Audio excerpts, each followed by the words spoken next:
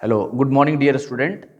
मैं Varun Bhiwani public school में humanities का फैकल्टी हूँ और आज जो हम वीडियो लॉन्च कर रहे हैं वो है आपका नेशनल रजिस्टर ऑफ सिटीज़न।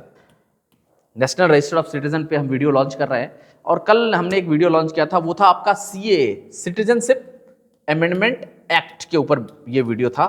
थोड़ा सा वीडियो का रिकैप करा देता हूँ कि आप एक मिनट में अगर उस वीडियो को आपने नहीं देखा है तो उसको इसके देखने से आपका वो कॉन्सेप्ट भी क्लियर हो जाएगा। अगर आप देखें तो सीए क्या है, सीए में हम 6 जो रिलीजियस कम्युनिटी है फ्रॉम 3 नेशन, जो रिलीजियस कम्युनिटी है उसमें 1, 2, 3, 4, 5 और 6 कम्युनिटी है, वो 3 नेशन से। कौन से नेशन है? 1, 2 और 3 नेशन में आपका फर्स्ट नेशन आपका पाकिस्तान, देन अफगानिस्तान और देन बांग्लादेश।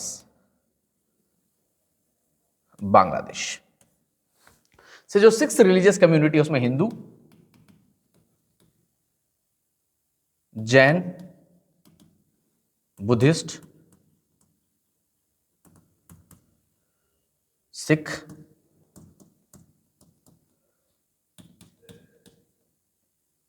पारसी और क्रिश्चियन। ये जो 6 कम्युनिटी है फ्रॉम 3 नेशन, उसको हमने वहां की माइनॉरिटी कम्युनिटी है जो वहां पर रिलीजियसली प्रोसिक्यूट किया जाता है वहां के गवर्नमेंट के द्वारा, बिकॉज वहां पर जो सेकुलरिज्म का मॉडल है वो बिल्कुल फुलफिल नहीं करता है, तो वहां पर उनको काफ़ी ज़्यादा उनको रिलीजियसली प्रोसिक्यूट किया जाता है। तो उसको हमने भारत का नागरिकता दिया इफ़ दे कम बिफोर 31 दिसंबर 2014 से पहले, if you came in India. और ये रिलीजियस कम्युनिटी अगर इलीगल तरीके से, मतलब विदाउट वैलिड डॉक्यूमेंट के साथ भारत आ चुके हैं उससे पहले, या विदाउट वीजा के थ्रू भारत आए हैं और लॉन्ग टर्म वीजा के सर्टेन लिमिट के बाद भी वो इंडिया में रह चुके हैं, लेकिन 2014 से पहले 31 दिसंबर 2014 से पहले अगर वो भारत में रह रहे हैं तो उनको नेचुरलाइजेशन और इनकॉर्पोरेशन ऑफ टेरिटरी के ग्राउंड पे, नेचुरलाइजेशन और रजिस्ट्रेशन के ग्राउंड पे हम उनको भारत की नागरिकता प्रदान कर रहे हैं। ये है सिटीजनशिप। बट उसमें जो कंट्रोवर्सी क्या है कि आपने इसमें एक मुस्लिम को ऐड नहीं किया, बिकॉज मुस्लिम में ये कंट्री जो है यहाँ पर मेजोरिटी पॉपुलेशन इज मुस्लिम, सो मुस्लिम को यहाँ ऐड नहीं किया।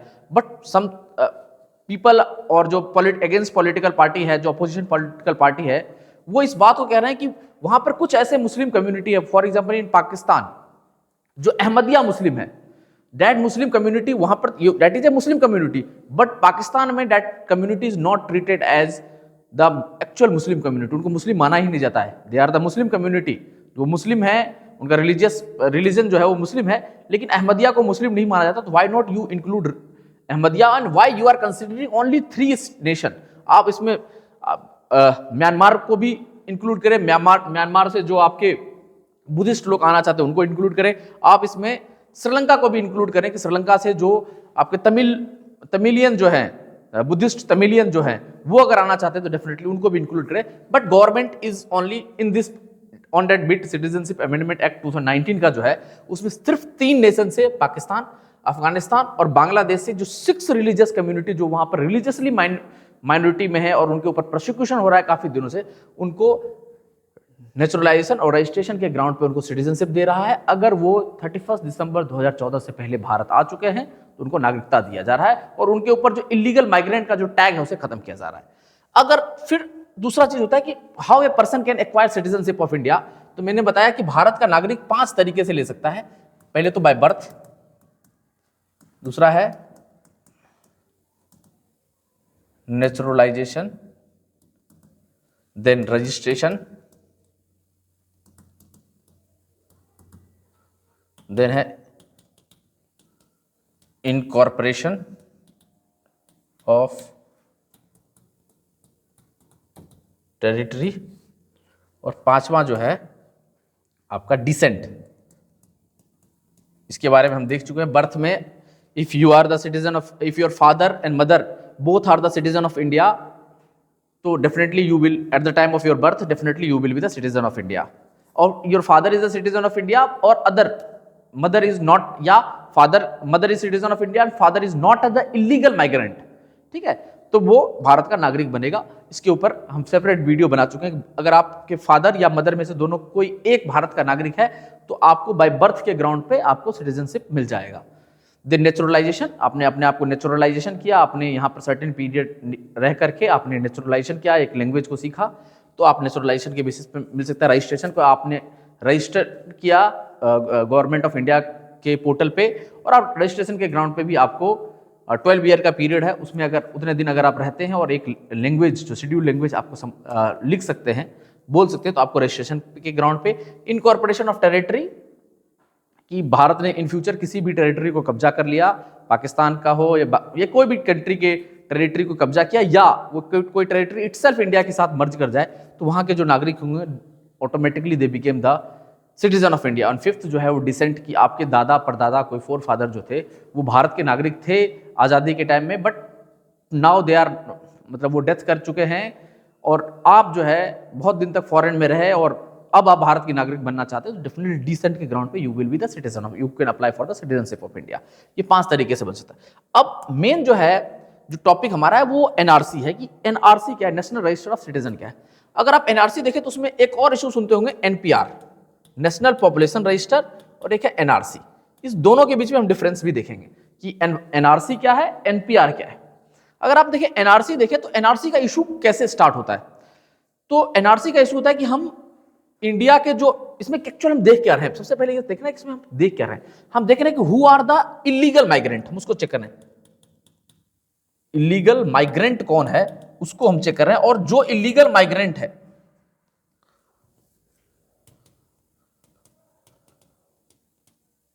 जो इलीगल माइग्रेंट है उसको हम वापस या तो डिटेंशन कैंप में रखना है, या जिस ओरिजिन ऑफ स्टेट है, जो ओरिजिन जिस स्टेट से वो आया है, जिस नेशन से वो आया, वहां पे उसको भेज रहे हैं।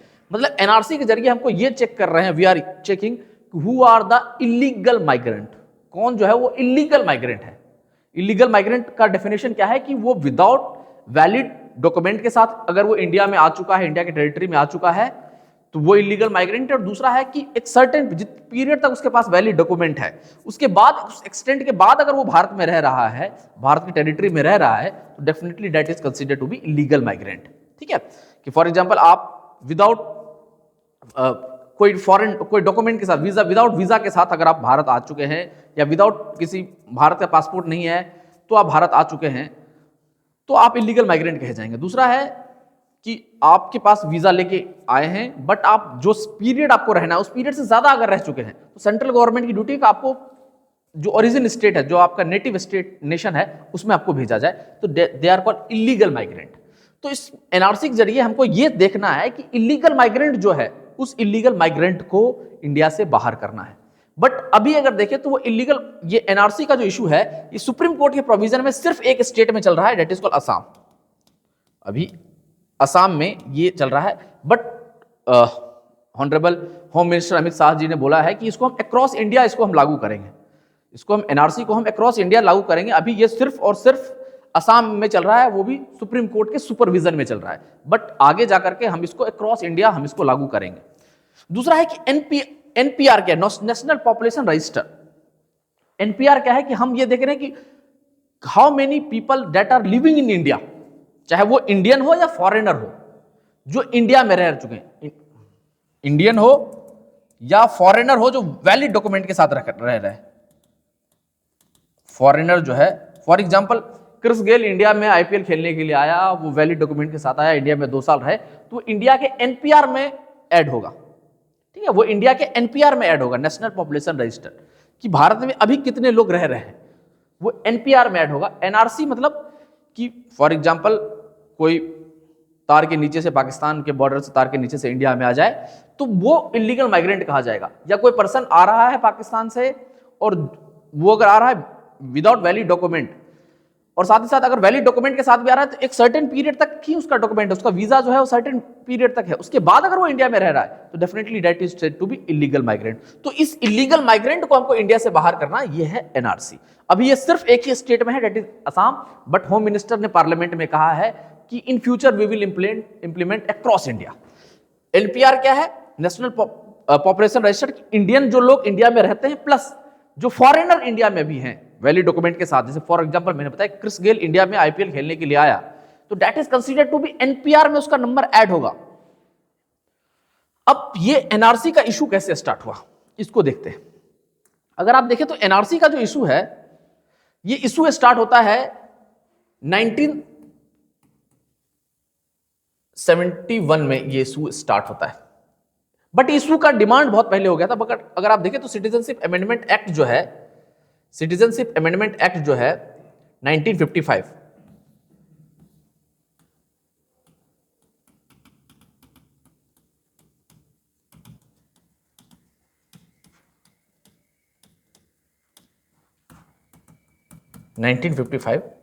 इसमें क्या था कि आपका 1 जनवरी 1966 को एक डेडलाइन बनाया गया, ठीक है। और एक्चुअल में ये इशू कहां से स्टार्ट होता है इसको देखें। ये एक एग्रीमेंट है, अगर आप देखिए तो एक असम अकॉर्ड साइन हुआ था, there was one Assam accord. अगर आप थोड़ा सा डिटेलिंग में जाना चाहते हैं मैं बताता हूं, असम अकॉर्ड साइन हुआ था। ये असम अकॉर्ड जो साइन हुआ था, ये यूनियन ऑफ इंडिया एंड आसू के बीच में साइन हुआ था। All India Assam student federation जो है, आसू जो है, असम गण परिषद और असम गण परिषद आसू और यूनियन ऑफ इंडिया के बीच में राजीव गांधी ने 1986 में ये अकॉर्ड को साइन किया था, असम अकॉर्ड को। अब इसमें क्या था कि इस अकॉर्ड में क्या कहा था कि जो भी इलीगल माइग्रेंट है जो असम में आ चुके हैं, कब, जब बांग्लादेश लिबरेशन वॉर हुआ था, तो उसमें जो इलीगल माइग्रेंट आ चुके हैं असम में या नॉर्थ ईस्टर्न की किसी भी स्टेट में, उसको हम कार्व आउट करके फिर से अपने ओरिजिन स्टेट में भेजेंगे, ठीक है। और वो इलीगल माइग्रेंट दो मेन तो आपके बांग्लादेश से आए थे और कुछ जो है वो म्यांमार से भी आए थे, but Myanmar is not the considered in the Assam accord. उसमें बांग्लादेश से जो इलीगल माइग्रेंट थे उसको कंसीडर किया गया था। अब उसमें भी एक डेडलाइन रखा गया। अब ये इशू थोड़ा सा देख लेते हैं कि बांग्लादेश जो लिबरेशन वॉर था वो क्या था, कि पाकिस्तान, यहां पे majority population Muslim, that was called at the time west Pakistan, west Pakistan. और यहां पे जो जबान बोली जाती थी, जो डायलेक्ट्स था, जो लैंग्वेज था, वो उर्दू था। यहां पे that is called east Pakistan. 1971 तक that was the east Pakistan. और यहां जो डायलेक्ट्स था, जो लैंग्वेज जो था, वो आपका बांग्ला था, बांग्ला था। अब पॉलिटिकल रिप्रेजेंटेशन के रूप में देखें तो पाकिस्तान, वेस्ट पाकिस्तान का पॉलिटिकल रिप्रेजेंटेशन ज्यादा था। उनके प्रधानमंत्री always from the west Pakistan, और वेस्ट पाकिस्तान में only from one state, from Punjab, मतलब ये एरिया से वहां के प्रधानमंत्री चुन के आए, तो पंजाब एंड सिंध, ये बाकी नहीं। ईस्ट पाकिस्तान का रिप्रेजेंटेशन उतना ज्यादा नहीं था उनके पार्लियामेंट में, west Punjab in the Pakistan के पार्लियामेंट में उनका ज्यादा रिप्रेजेंटेशन नहीं था। और जो गवर्नमेंट जॉब्स थे उसमें भी आपको उर्दू लैंग्वेज को कंपलसरी कर दिया गया। ईस्ट बंगाल, जो ईस्ट पाकिस्तान था, वहां पर उर्दू लैंग्वेज को कंपलसरी कर दिया गया। और साथ ही साथ वहां पर जो मिलिट्री था वो इनके ऊपर काफी ज्यादा अत्याचार करने लगे। उनके ऊपर ह्यूमैनिटेरियन अत्याचार इतना ज्यादा होने लगा कि वो भाग भाग करके, Yahya Khan at the time, वो भाग भाग करके वो इंडिया के अलग अलग स्टेट में आने लगे। और मेनली उन्होंने असम, मेघालय में आया, बिकॉज उसमें मेघालय तो एग्जिस्ट में नहीं आया था, तो असम था, तो असम में वो भाग भाग कर, और बंगाल के में वेस्ट बंगाल में वो भाग भाग के आ रहे थे ह्यूमैनिटेरियन ग्राउंड पे। तो ह्यूमैनिटेरियन ग्राउंड पे आ रहे थे। और उससे पहले अगर आप देखें तो भारत की भी स्थिति बहुत अच्छी नहीं थी। अगर समय 1971 का अगर आप देखें समय, तो उससे पहले ग्रीन रिवॉल्यूशन उसी टाइम में आया था, और भारत इससे पहले 1948 में पाकिस्तान से वॉर कर चुका था, 1962 में चाइना से हो चुका था, यहां आपका पाकिस्तान से हो चुका है, और 65 में हमने फिर से पाकिस्तान से वॉर हुआ था।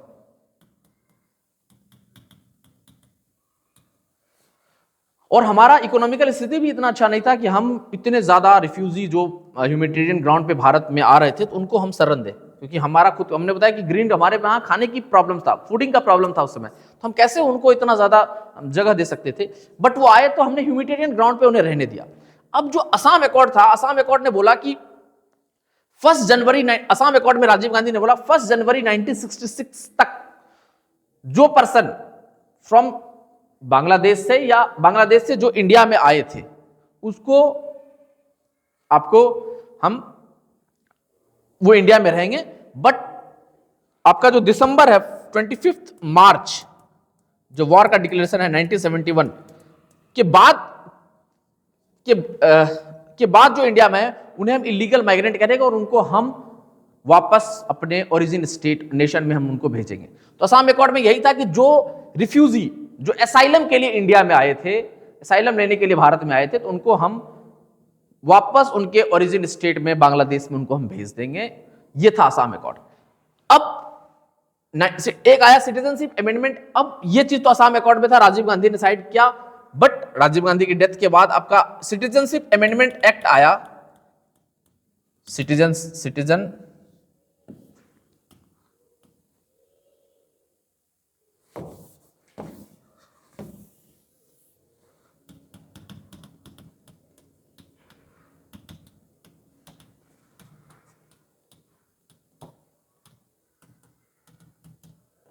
एक्ट 2003।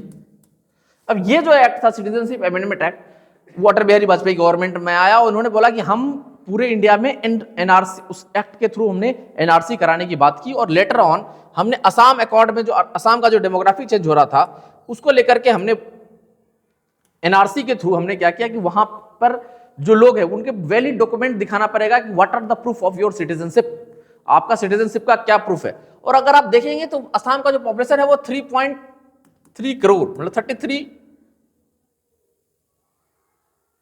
33 मिलियन के आसपास पॉपुलेशन है। इस पॉपुलेशन के लोग वहां पर 3.3 करोड़ लोग वहां असम में रह रहे हैं, ठीक है। उसमें से 30 लाख जो है वो इलीगल माइग्रेंट निकले हैं। वो 30 लाख जो है वो इलीगल, जिनके पास वैलिड डॉक्यूमेंट नहीं है। 3.3 करोड़ असम का पॉपुलेशन, उसमें से 30 लाख जो है वो एनआरसी में क्या करना है, आपको वैलिड डॉक्यूमेंट्स दिखाना है। एक कैंप्स लगा है, उस कैंप में आपको अपना वैलिड डॉक्यूमेंट्स दिखाना है। और आपका नाम अगर एनआरसी का फिर रिजल्ट अपडेट होगा, अपडेट में अगर आपका नाम आता है तो ठीक है, नहीं आता तो again you send to the refugee camp. But आपको वैलिड डॉक्यूमेंट्स दिखाने पड़ेंगे कि जो वो डॉक्यूमेंट जो भारत की नागरिकता का प्रमाण है, प्रूफ है, वो दिखाना पड़ेगा। बट इसमें एक डेडलाइन मैंने बताया था कि 1 जनवरी 1966 से पहले अगर आप आ चुके तो आपको सिटीजनशिप अमेंडमेंट एक्ट 1987 के ग्राउंड पे आपको भारत की नागरिकता दे दिया जाएगा। सिटीजनशिप अमेंडमेंट एक्ट 1987 का जो था उस एक्ट के बेसिस पर आपको नागरिकता दिया जाएगा। लेकिन उसके बाद अगर वो कम इन इंडिया, तो आप जिस नेशन से आए हैं, बांग्लादेश से मेनली आए हैं, तो आपको वापस उसी देश में भेजा जाएगा, बांग्लादेश में आपको भेजा जाएगा। यह है आपका एनआरसी, ठीक है। मतलब बहुत ज्यादा ये डिटेल मतलब हाइप नहीं करना है। हाइप में यही समझना है कि एक सर्टेन डेट है 1 जनवरी 1966, उससे पहले जो भारत में आ चुके हैं उनको सिटीजनशिप अमेंडमेंट एक्ट 1987 के ग्राउंड पे भारत की नागरिकता दिया जाएगा। लेकिन उसके बाद जो आए, they are said to be refugee, humanitarian ground पे आए, फिर उनको हम वापस भेजेंगे, वो वापस चले गए। बट बहुत सारे ऐसे थे, अभी मैं बताया उनका 30 लाख उनका पॉपुलेशन हो चुका है। 3.3 करोड़ में से उनका 30 लाख तो उन्हीं का पॉपुलेशन है, तो वो उनके पास वैलिड डॉक्यूमेंट नहीं है, उनको हम फिर से ओरिजिन स्टेट को भेजेंगे। बट प्रॉब्लम क्या है, ये पीरियड बहुत लंबा हो चुका है due to the certain politics. ये पीरियड इतना बड़ा हो चुका है, 55 साल का पॉलिटिक्स हो चुका है। तो वो 3 जनरेशन उनके इंडिया में रह चुके हैं और 3 जनरेशन के बाद उनको वापस बांग्लादेश उनको एक्सेप्ट करने के लिए तैयार नहीं है। फिर हम क्या करेंगे, that is one of the concern problem. दूसरा है कि वहां का एक थोड़ा सा फिजियोग्राफिक प्रॉब्लम भी है। देयर इज, ऐसा नहीं है कि वो 30 लाख जो लोग हैं वो सारे रिफ्यूजी, सारे इलीगल माइग्रेंट है। थोड़ा सा वहां का फिजियोग्राफिक प्रॉब्लम है। एंड द फिजियोग्राफिक प्रॉब्लम अगर आपको याद हो तो there is a one river that is called Brahmaputra. Brahmaputra river में मैसिव फ्लड आता है एंड दैट मैसिव फ्लड के कारण बहुत सारे लोगों का घर जो है वो फ्लड के चपेट में आ जाता है। They itself lost their document. Rural area में जो ट्राइबल्स हैं वो अपना डॉक्यूमेंट्स उनके पास नहीं रह पाते हैं। तो उसमें से कुछ लोग ऐसे भी हैं, बट उनको देखा जा रहा है कि उनके लिए सुप्रीम कोर्ट के सुपरविजन में ये देखा जा रहा है कि क्या 1987 के सिटीजनशिप अमेंडमेंट एक्ट जो था, is they are the citizen of India. अगर वो सिटीजन ऑफ इंडिया उस समय है तो definitely his child should be the citizen of India. तो ये होंगे। तो ये इशू है, एक सर्टेन डेट है, उससे पहले अगर आप इंडिया में आए हैं, उसके बाद इंडिया में आए हैं, तो you are said to be illegal migrant और आप ओरिजिन नेशन जो है वहां पे वापस आपको जाना पड़ेगा। बट ये पीरियड इतना ज्यादा हो गया है और इसको अक्रॉस इंडिया कराने की बात इसलिए हो रही है कि भारत के अलग अलग कोने में जाकर के ये बांग्लादेशी शरणार्थी जो है, रिफ्यूजी जो हैं, वो अलग अलग कोने में जाके बस चुके हैं। भारत के अलग अलग, दिल्ली में अलग अलग जगह पे जाके, तो एनआरसी के थ्रू हम जब अक्रॉस इंडिया कराएंगे तो उसमें से जो इलीगल माइग्रेंट भारत में अलग अलग जगह पे उन्हें हम निकाल करके, but the problem is does the Bangladesh accept और नॉट, बांग्लादेश उन्हें रखेगा। वैसे उसके लिए एक भाषण 4 आइलैंड बनाया जा रहा है, फ्रॉम बे ऑफ बंगाल में एक भाषण 4 आइलैंड है वो बना रहे हैं कि बांग्लादेश तो उसको एक्सेप्ट नहीं करेगा, बट उनको भाषण 4 आइलैंड में अंडर द यूनाइटेड नेशन के सुपरविजन में उन्हें रखा जाएगा, और ताकि उनका humanitarian all the things will done. तो एनआरसी अक्रॉस इंडिया कराने का मतलब है कि जो भी इलीगल माइग्रेंट अक्रॉस इंडिया में कहीं पे है उनको अगेन ओरिजिन स्टेट में भेजा जाए। तो आज के लिए इतना ही, बहुत बहुत धन्यवाद हमारे साथ बने रहने के लिए।